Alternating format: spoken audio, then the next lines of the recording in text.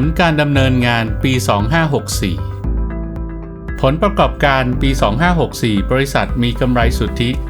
340 ล้านบาทซึ่งเป็นกำไรสูงสุดในรอบ 3 ปีที่ผ่านมา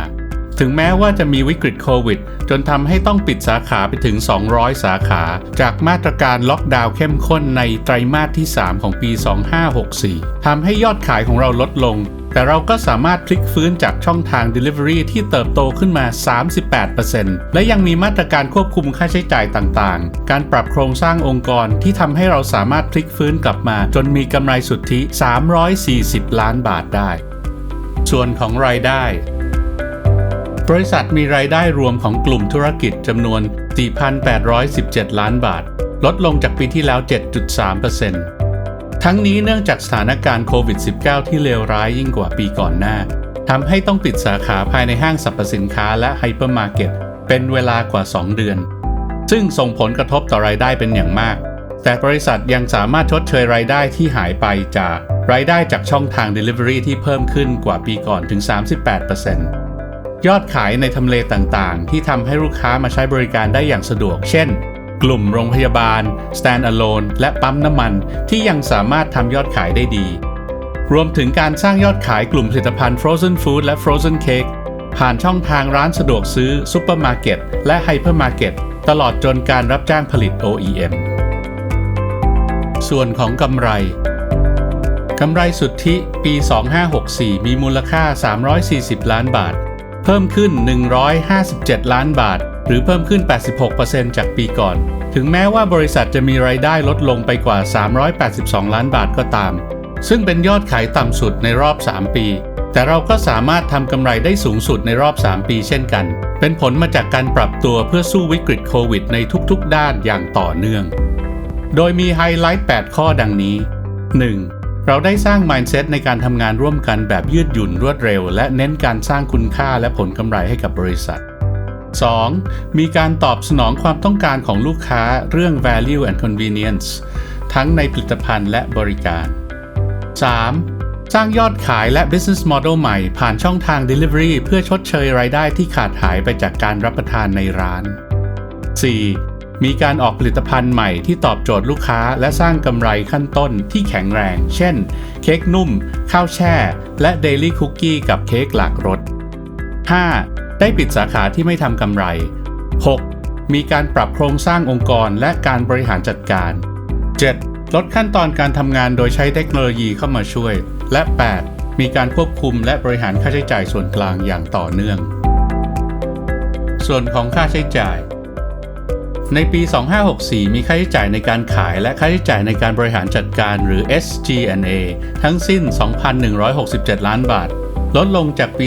2563 กว่า 325 ล้านบาทหรือลดลงไปกว่า 13% เหลือเพียง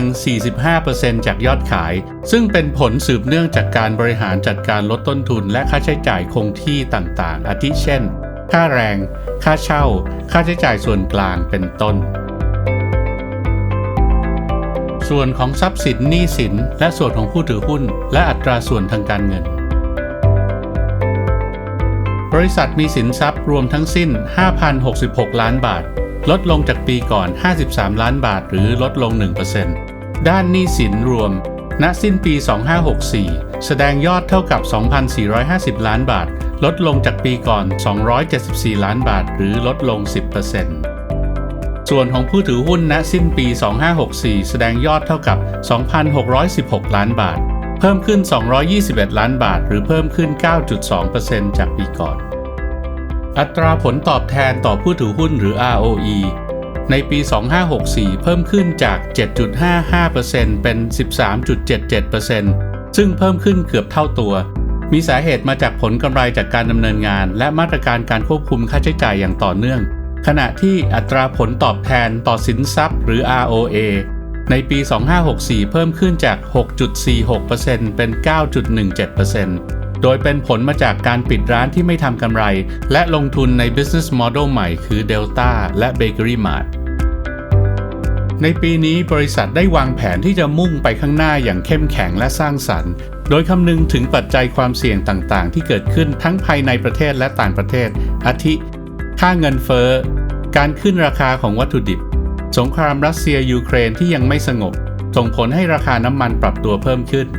การขาดแคลนแรงงานและสภาพการแพร่ระบาดของเชื้อโควิด -19 บริษัทจึงได้วางแผนกลยุทธ์ที่มุ่งเน้นการเติบโตอย่างมีกำไรเป็นสำคัญ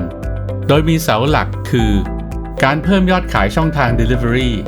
การเพิ่มยอดขายรายสาขาภายในและต่างประเทศการเพิ่มฐานลูกค้าให้มากขึ้นและเพิ่มผลกำไรที่แข็งแรงโดยจะเห็นจากแผนกลยุทธ์ที่ปรากฏนี้ที่จะทำให้เราฝ่าฟันพายุที่โหมกระหน่ำจากรอบด้านให้เติบโตกลับขึ้นมาได้อย่างยั่งยืนต่อไปในนามของคณะกรรมการบริษัทขอขอบคุณผู้ถือหุ้นคู่ค้าลูกค้ารวมทั้งผู้บริหารและพนักงานทุกท่านที่ให้ความสนับสนุนและมอบความไว้วางใจให้บริษัทด้วยดีเสมอมาเราสัญญาว่าเราจะตั้งใจทำตามแผนงานที่วางไว้ให้ได้ขอบคุณครับ